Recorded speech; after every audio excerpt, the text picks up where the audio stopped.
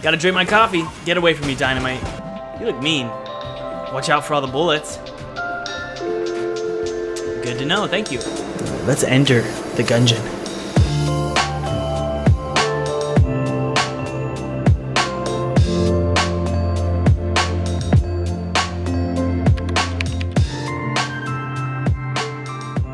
What's up, you dummies? My name is Thomas Brush. I'm the creator of a game called Pinstripe. I'm also working on a game called Once Upon a Coma. That's coming out soon. Today, we're going to talk about the creation of a game called Enter the Gungeon. I'm actually going to play this game with the creator. His name is Dave Crooks, and he's amazing. He has some incredible insight about the creation of this game, and so I'm going to show that to you while we play this game. This is going to be a really fun Let's Play. Well, it's not really a Let's Play, is it? It's a Devs Play. Now guys, this is just a quick reminder, okay? Just listen. Just please don't leave the video. I'm on Patreon. Patreon is a great way to support me, support my studio, and it helps me continue to make games. So if you guys are interested in helping support me, please head on over to Patreon, see if that's something for you. Thanks. So there's so much to learn from this game. It's incredibly successful game. It's done very well. Let me just show you some things that make this game what make it so special. First, the ability to pretty much knock over anything you run into for no reason. Like, I can knock into these candles and they sort of knock over and splatter on the ground, which is really cool. I love the idea of being able to choose between 4 characters, and this actually, I think there's 4 characters. Let's choose the convict. The reason why this is significant is because this makes the game streamable. Right away, it makes it streamable. Because when someone like you is watching this game, you realize, hey, I want to try the other characters. Streamability means that the game can be played multiple ways. It gives the player the ability to be creative, all sorts of cool stuff. Just looking at this, it makes me realize that they've put a lot of effort into the lighting, even though it might not be real lighting. And I know this game was made in Unity, but you can see there's a feeling of lighting coming from this door up here, and it's probably drawn onto the PNGs and baked in using Photoshop. There's also a drop shadow here. It makes the player feel like there's placement, that they're actually firmly on the ground. And you can also see here there's a shadow that was probably programmed in, probably just a PNG. It could be real lighting, but it looks like a PNG that's literally changing its angle based on the position of the player to this center here. Now, the creator of this game, Dave Crooks, is surprisingly one of the most open and honest people about the creation of games. So I'm just gonna give it to Dave. I had an incredible interview with him about this game, and he's gonna tell us some really cool fun facts. So here comes the very first super secret fun fact. Like, there were some people telling us that it was gonna do well, and that that we shouldn't worry. But like, it's super hard to believe anyone. Yeah, I agree. Especially in our mindset at that point, where we were like in negative land, you know. Yeah, it really is hard to determine whose voice to listen to when it comes to how well a game is going to perform. Because I've worked with PR agencies in the past where the PR agency is like, yeah, we're going to kill it, you're going to knock it out of the park, don't worry, you're going to get plenty of press coverage, and it looks like you're going to get into the atmosphere on launch day, everything is set up, you're good to go. And then we launch, and it just fizzles. So Devolver is funny because like by the end of it, they were just like, dude, cut stuff out, like it's fine. Like it's fine, everything. They were like, they would never say like it's going to do fine. They would say like, you're going to be fine. And I think it was more like, even if the game does poorly, like Devolver's gonna help you out. You guys know what you're doing, so like we know it's a good game. So like if it sells 0 copies, we'll help you make another game. You know? Wow. And like, are you? They said that to you in so many words? Yeah. That's crazy. Because Devolver invests in people, not games. Like I mean, that sounds super cliche, but I believe you. I can't imagine a company actually operating that way, because I'm very pessimistic. So yeah, I mean, this conversation we're having right now is a conversation I have had countless times. Like, nobody understands Devolver. Devolver doesn't understand Devolver. They always joke about like, how the hell is this working? because they just throw money at stuff, but they throw money at things they believe in, and like they just keep hitting it. My opinion of publishing a game is the first decision you need to make is, do you want to work with a publisher? Yeah. And then the next step is like, show your game to Devolver. Like I don't really think like they're not. I mean, they're extremely choosy and have only become more choosy as they've gotten more popular. Yes. But like I can't really imagine any scenario or company being better than them. They could, maybe someone will come along that will be as good, but they are. I think that Nigel Lowry, the guy who like is kind of the marketing guru at Devolver, and he's also like a personal friend, is probably the best person at his job, which is marketing on the face of the earth. The game feel is so good. Watch me run through this door here. Watch. Immediate. Feels really good. This game was made in 2016, which at the time Unity didn't have a ton of great tools for creating spine animations. So using things like, that's awesome. The controls are great.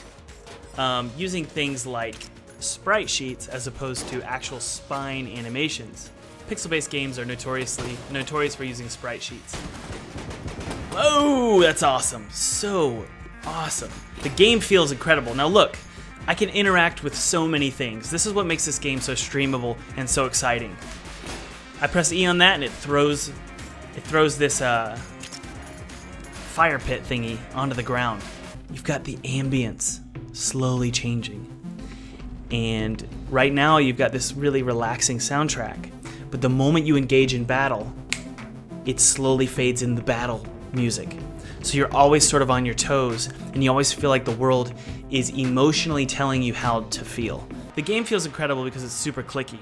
Like you click on one thing, and you immediately get a reaction on the screen. So they're following, Dave Crooks, the creator of this game, and his team, they're following a lot of game feel rules. The moment the player inputs something into the computer, aka when I click my mouse, something needs to immediately happen. The player should know immediately, even in games like Assassin's Creed, the player should know immediately that something is going to happen. So they need information. They need to be given information on screen that something is about to happen. Otherwise it feels soggy. It feels great. Guys, notice how the camera, it doesn't follow the player only, but it also follows the cursor. And that allows things to feel much more alive. That where I move my mouse, the developer is thinking of me looking at that area. So that's really important. That's really cool. So my question is, where are we headed? Where should game developers focus their resources? Let's pretend profitability is the primary goal of a game developer. Where do they need to focus to release a game in 2020? That is a doozy. I think. Well, let me think about this for a second. I would say that if profitability is your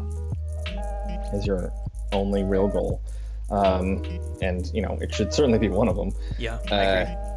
That if you are not paying extremely serious attention to streaming in some capacity, then you are making probably the greatest mistake you can make.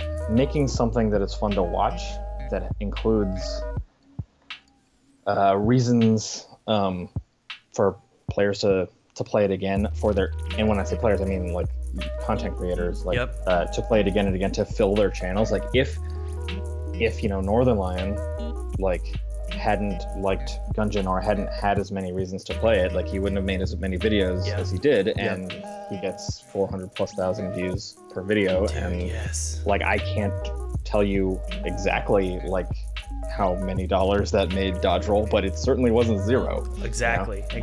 Now you guys, it seems like you hit the same thing that the Binding of Isaac hit, which you got picked up by Northern Lion, which he seems to love these, what do you call it, dungeon crawler game, basically?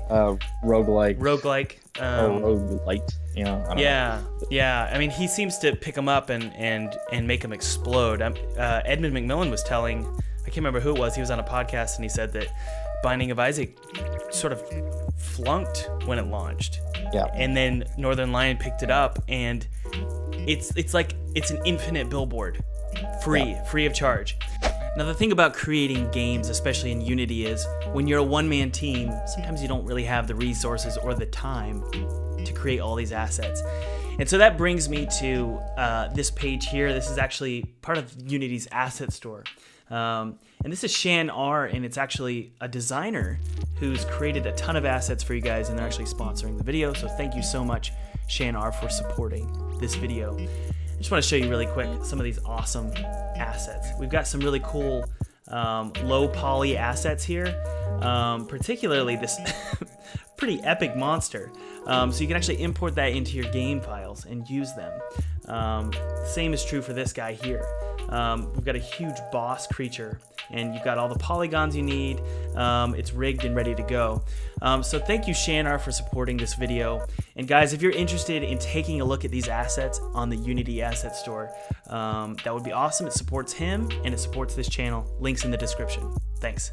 So much like Binding of Isaac, this game is highly successful because streamers picked it up and would not stop playing it. So many episodes about this game on Northern Lion's channel. Right click is, oh, I can do a jump or a roll. That's awesome. Notice how the character would look perfect as a tiny little character, or if you zoomed in, he would look perfect as well. So your protagonist should look great at all sizes. And look how his personality, or her personality, it's a she. Notice how her personality is really shining through just by the simplicity of her hair flipping up and down and her eyes being a bright blue and a slight smirk on her face. What? And the crazy thing is this looks totally different than the last time I played it. So I don't know if it's, maybe I totally missed this, but is this procedurally generated? And that is another reason why this game is streamable, aka profitable. What worked last year in terms of selling a game doesn't work this year. And what worked the year before in terms of marketing and selling a game doesn't work the next year. So like 2016 for Enter the Gungeon is probably going to be a completely different launch strategy than your next game in 2020 or 21. People like Nigel, they have like this sixth sense of being able to maybe predict what's going to propel a game into the atmosphere on launch day. Yeah, absolutely. I think Nigel has a sixth sense. And the other thing too that's like cool about Devolver is like they really, really, really care about the devs in lots of ways. So, you know, as a game is coming together that they've already signed, like they already believe in the game, they already believe in the developer. If they see like the game coming up as being in a position where they're less sure that it would recoup or maybe would do not as good as they initially had hoped or whatever, they're just seeing like the stars align in such a way that like they think a game needs help, they will like really, really do their job. I mean, granted, Gungeon has like been is one of their more successful games, and so like that success affords it some more opportunities and other things. You know, I'm not gonna lie, like that's absolutely true. But like Devolver in principle is they're trying to make every game that they sign a success and every developer they sign a success. What? That's not good. Okay, Thomas. Okay, so that what I just did, that blows up all these bullets. So I don't have to always dodge bullets. Die. Get out of here, you jerk. Yeah. So from what I can gather, a lot of these enemies probably have the same base class, meaning they were programmed with all similar behavior. They can move up and down. They have speed. They have health. They can emit particles. And then on top of those, you extend to another class. So in this case, this guy has a class added to it that extends and allows him to spin something around his head. And then we could take that class and we could add on to that, maybe for a boss or something. Make it a little bit more challenging, add on some additional stuff.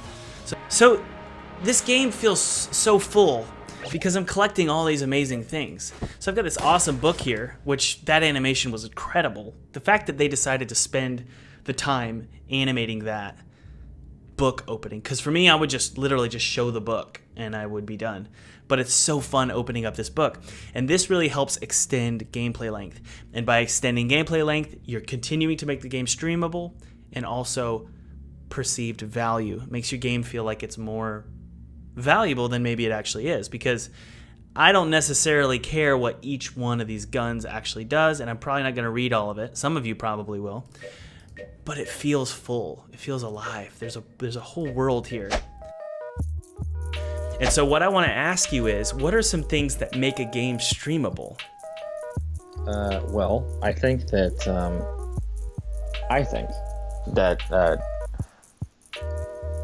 certainly like procedural generation is one thing, because these people who are like doing our content creators full time, you know, they can only play the new game so much, you know, and building an audience in many cases means being consistent.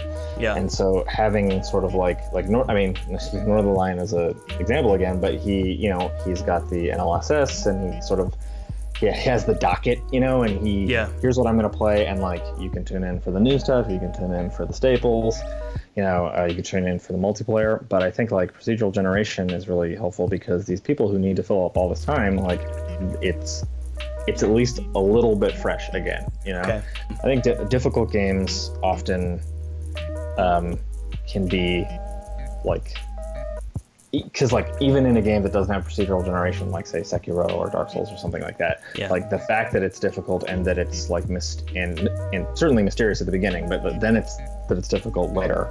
Like people like to watch people be good at stuff, you know. Interesting. So I mean, like Lobos Jr., he plays Dark Souls a lot, and he plays all the Souls-like games, and like, you know, sometimes he does it with mods and stuff like that, but like, if something is difficult and you get to watch somebody master it, I think that's that can hold appeal. Like not for every audience and not for every streamer. Okay, are we ready for the boss? I don't know, I'm getting nervous. And when I get nervous, my back starts to hurt. Meaning my back is hurting really bad right now. Oh man, I'm so excited. Let's go. I'm not prepared for this. The Bullet King. That's awesome. And I love the music too. Whoa, that's unfair. Whoa. Wait, what? This is really hard. I don't know how to use other items though, to be honest. Okay, there we go. Okay, it's not that hard. I'm doing okay. Come on, Thomas. What was the biggest challenge during development of the game? And I would love something super specific. I mean, really the biggest challenge was those interpersonal things. I think like that's the thing we come away from Gungeon feeling like the most like we cannot go through that again. You know, at the time that Gungeon came out, we were the first or maybe second, like really like intense, fast-moving action game built in Unity to be released on PlayStation 4. Yeah. And like Unity's you know, console support and specifically garbage collection, it was not great. Yeah, was in 2016. Yeah, and it was really bad then. I think if you might remember when Campo Santo released Firewatch, like everyone was just like totally shitting on its PlayStation 4 performance, and and we were right in the middle of like doing the PlayStation 4 port at the time, and I actually wrote the day that Firewatch came out and they were getting all that hate, like I actually sent an email to Campo Santo just to say like, hey, like total solidarity. We know like what you're going through. We know it's not your fault, and like, you know, and they sent back a message saying like, thank you, it means a lot. You know, reading these comments is very frustrating.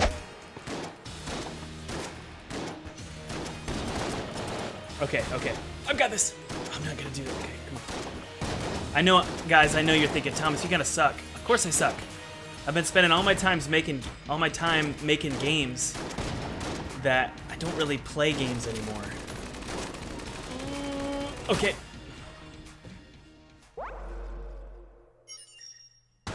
Oh, come on. Not only did I die, they had to create a graphic where I get shot. This is hard. What am I doing wrong? Am I doing something wrong? That was really fun though. Man, that was such a good interview. I love Dave Crooks more than I love... I was about to say more than I love my wife, but that's not true, and that's a horrible thing to say. I love my wife a lot. I really love Dave Crooks though. He's a great guy. He is so open and honest and transparent. He was really helpful to me in learning about game development and learning about this game's creation. If you guys like this video, please subscribe, hit the notification bell, and leave me a comment. And if you really want to support, head on over to Patreon and see if that's something for you. Oh, and by the way, guys, I make video games, so be sure to check out some of my games in the links in the description. Love you, bye.